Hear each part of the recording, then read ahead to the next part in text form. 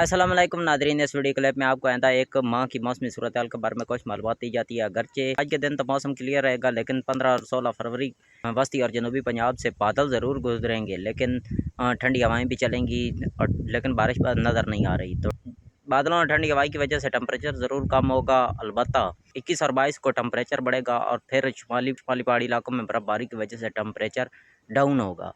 تو بات کریں 16 اور 17 فروری والے بارشی سپیل کی، تو 16 اور 17 فروری کو یہ بلوچستان کے تقریباً 40 سے 50% حصوں میں بارش برسائے گا۔ مغربی پنجاب کے بکھر، لیا، توسا یہاں پر بارش برسائے گا۔ خیبر پختونخوا کے ڈی آئی خان اور ٹانک میں بھی کچھ بارش ہونے کے امکانات ہیں۔ اس کے علاوہ باقی ملک بھر میں بادل ضرور آئیں گے، لیکن بارش نظر نہیں آ رہی۔